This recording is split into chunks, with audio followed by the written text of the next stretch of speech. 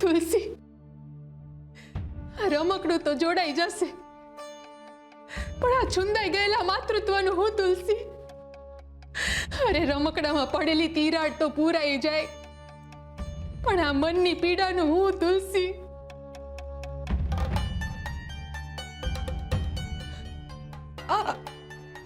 આ શું છે?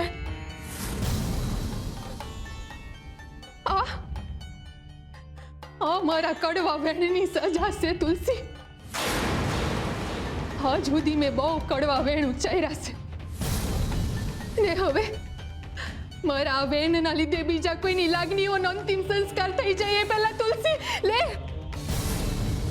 આ કોલસો ઉપાડ અને મારી જીભ પર મૂકી દે.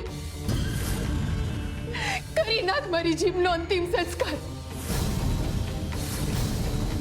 મારી જીભ બળશે ત્યારે જ મારા હૈયાને ટાળક વળશે તુલસી. ઉપાડ કોલસો અને મારી જીભ પર મૂકી દે તુલસી, મૂકી દે તુલસી, મૂકી દે તુલસી.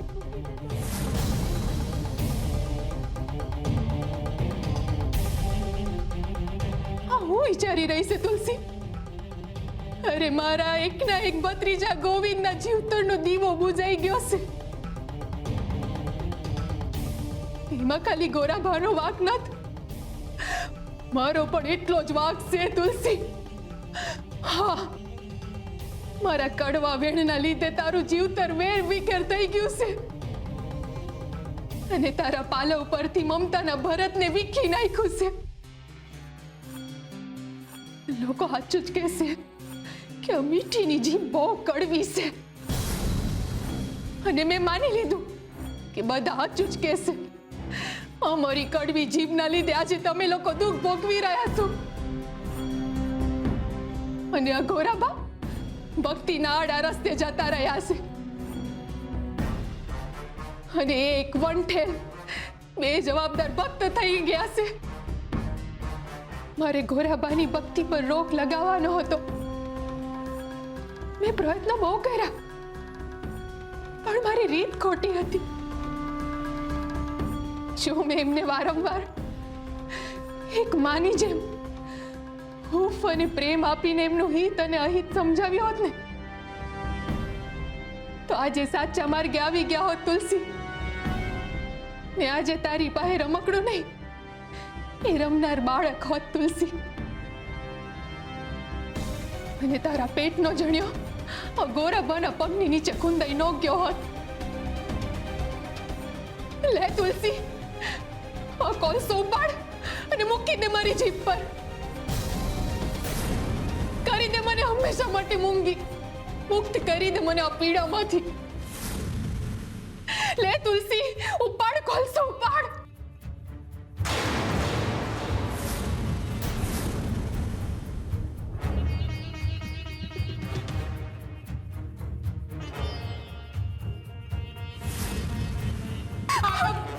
આ તમે શું કરી રહ્યા છો? બીજું હું કરું તુલસી? હું એક માની જેમ ગોરાબાને કેવી રીતે સમજાવી શકું? એના માટે તો એક માં હોવાનો અનુભવ જોઈએ ને. અને હું માં ક્યાં છું? તું તો બહુ નસીબદાર છે તુલસી. તને તારા બાળક હારે એક વર્ષ રહેવા મળ્યું છે. તને એનું મોઢું જોવા મળ્યું છે, એનું મીઠું સ્મિત, એના નિખાલસ આહોડા જોવા મળ્યા છે તને. તું એની હારે આખા ઘરમાં રમી હકી છે, એને લઈને સપનાઓ જોઈ હકી છે તુલસી. અને મારું બાળક તો મારા પેટમાં જ મરી ગયું હતું. હસી મારી અંદર ક્યાંથી ફૂટે માતૃત્વ, ક્યાંથી લાવું હું મમતા?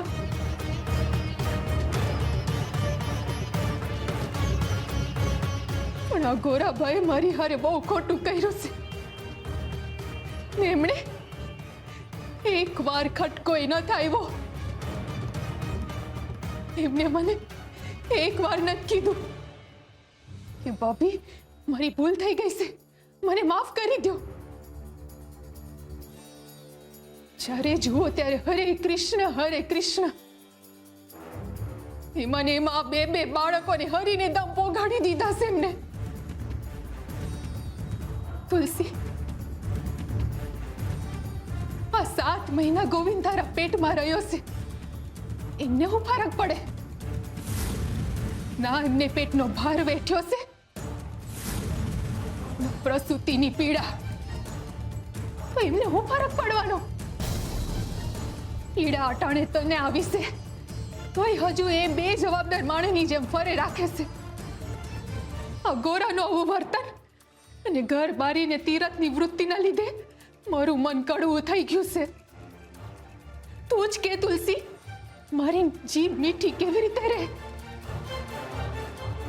ના ના, મેં પ્રયત્ન બહુ કર્યા છે, પણ ગોરાબા એવું કંઈક કરી નાખે છે જેનાથી મને બહુ ગુસ્સો આવી જાય છે.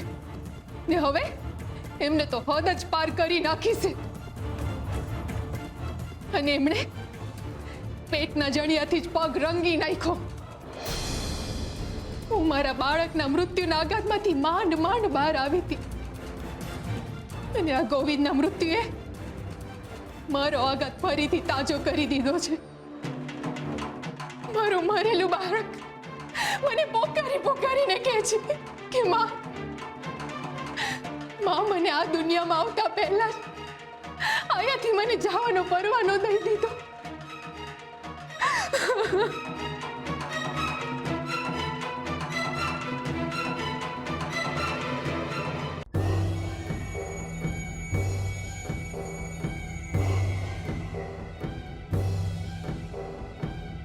તુલસી, મારું બાળક હવે ન્યાય માંગે છે. શું તારી અંદરની માને આ ગોવિંદના મૃત્યુને ન્યાય અપાવવાની ભૂખ નથી? શું ગોવિંદનું મૃત્યુ એના ખૂનીને સજા અપાવવા માટે આગ નથી પ્રગટાવતો? કે પછી તારા માટે ગોવિંદનું કઈ મહત્વ જ નહોતું? અરે બે બે બાળકોનું ખૂન કર્યું છે આ ગોરાબાએ. તું સજા અપાવે નહીં એમને? હું અત્યારે જ મહારાજ પાસે જઈને મારા બાળક અને ગોવિંદનું ખૂન કરનાર ગોરાબા વિરુદ્ધ ફરિયાદ કરવા માંગુ છું.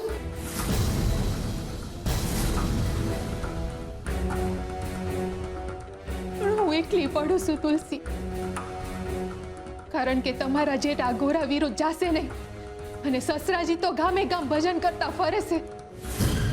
તુલસી, તારા હૈયાના ટુકડાનું ખૂન થયું છે, ખૂન. તું ગોવિંદે ન્યાય નહીં અપાવે? બોલ તુલસી, બોલ. તુલસી, તે તારા હૃદયનો ટુકડો ખોયો છે. શું તું ઊભી રહીશ મારી હારે? ગોવિંદને ન્યાય અપાવીશ? બોલ તુલસી, બોલ. બોલ તુલસી, મારો સાથ આપીશ?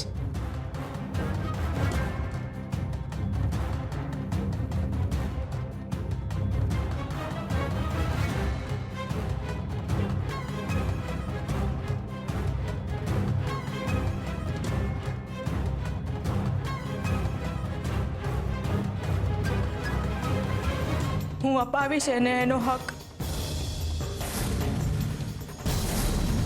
મળશે મારા ગોવિંદને સાચો ન્યાય.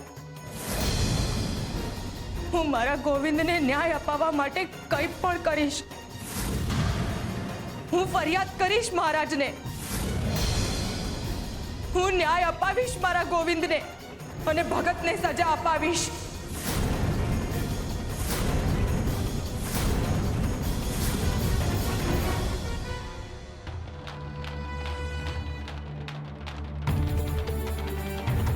તુલસી ઊભી રહે, હું પણ આવું છું.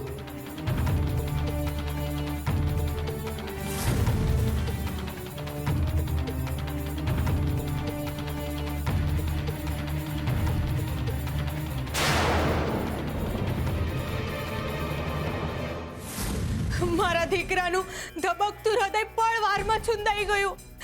હસતો રમતો મારો દીકરો માટીમાં મળી ગયો. એનો આટલો અમથો હાથ મને માટીમાં દેખાયો. એમના પગ નીચે મારો દીકરો ખૂંદાઈ ગયો અને ભગતને પડી એ નહોતી. એ તો ભજન ગાવામાં ખોવાયેલા હતા. એમના હોઠ પર હરે કૃષ્ણ અને પગમાં કૃષ્ણધામ પહોંચી ગયેલો મારો ગોવિંદ. બે ઘડી તો મને ભરોસો જ ના બેઠો કે આ હું શું જોઈ રહી છું. મારી હગી આંખે મેં મારા ગોવિંદને ખૂંદાતા જોયો છે મહારાજ.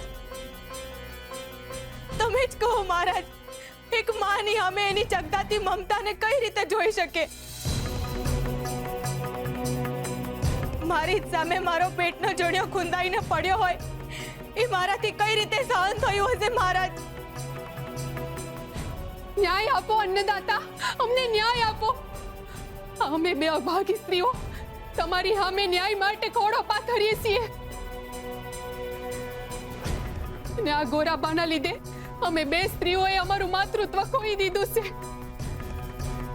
ને અમે બે નિરાધરમાં અમારા ખોઈ દીધેલા બાળક માટે ન્યાય માંગીએ છીએ.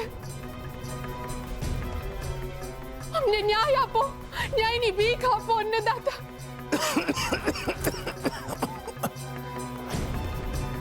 તમારી વાત સાચી છે.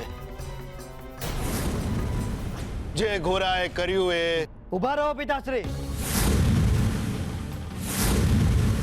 ના માતા, તમે રડશો નહીં. ન્યાય માટે પણ ભીખ માંગવી પડે એટલો નબળો નથી આ ગામનો રાજા. આ દરબારમાં ન્યાય માંગવા માટે કોઈને પણ લડવું કે રડવું નહીં પડે.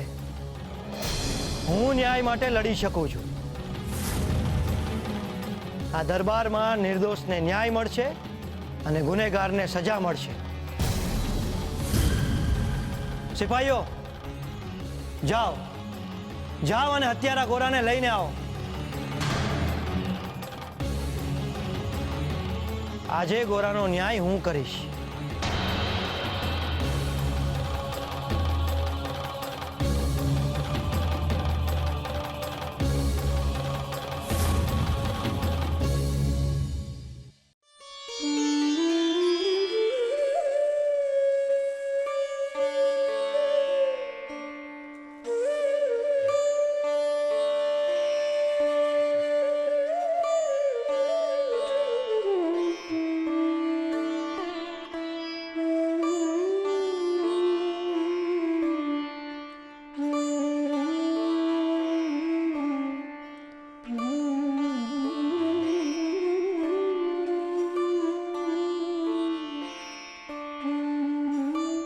ગોરા ભાઈ, મને માફ કરી દે.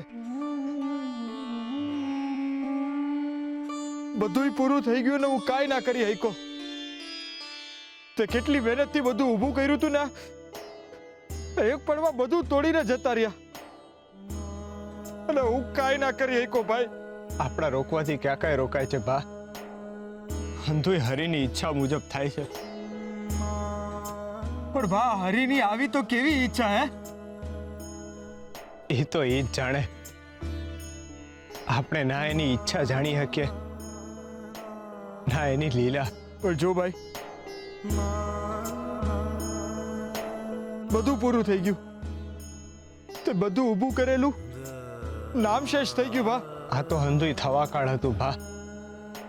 ને પહેલા ક્યાં આપણી પાસે કઈ હતું? હરીએ દીધું તું ને એને જ પાછું લઈ લીધું. એક વર્ષ પહેલા ગોવિંદનો જન્મ થયો તો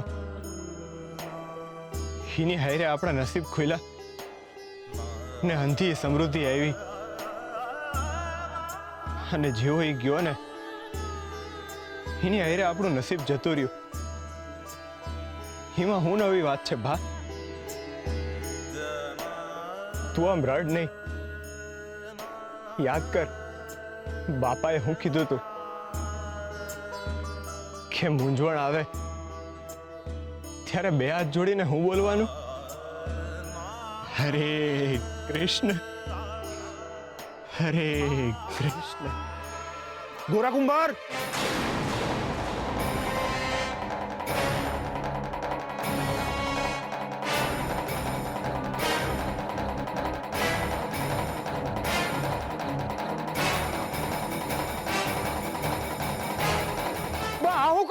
યુવરાજ શક્તિસિંહના આદેશનું પાલન. કેવો આદેશ? ગોરા કુંભારે એના બાળકનું ખૂન કર્યું છે,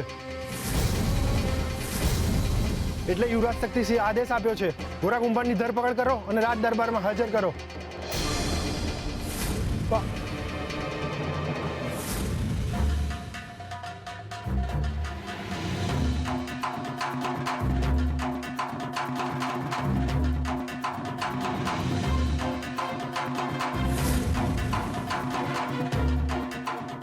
ગોરા ગોરા ગોરા ગોરા ગોરા ગોરા ના ગોરા ગોરા ગોરા કુંભાર, તારા પર હત્યાનો આરોપ છે. તે તારા 1 વર્ષના બાળકને નિષ્ઠુરતાપૂર્વક કઠણ કાળજે ખૂંદી નાખ્યો. ઉપરાંત તારી સગી ભાભીના પેટમાં જે બાળક મરી ગયું એનો જવાબદાર પણ તું જ હતો. મહારાજ મહારાજ મહારાજ, આ કેવો આરોપ છે? મહારાજ, હું સુરા, ગોરાનો ભાઈ. મહારાજ, મારો ભાઈ ભગવાનનો માણસ છે. એ કોઈની હત્યા શું એ કોઈને દુખે ના પોગાડી શકે. મારી બાયડીએ એના ઉપર ખોટો આરોપ નાખ્યો છે મહારાજ. એનો ગર્ભપાત થયો એ માત્ર એક અકસ્માત હતો મહારાજ. મારા ભાઈનો કાંઈ વાંક નથી. બસ, કોનો વાંક હતો ને કોનો નહીં એ હું નક્કી કરીશ. અને ફક્ત તારી પત્ની જ નહીં, ગોરાની પત્નીએ પણ એના ઉપર આરોપ મૂક્યો છે.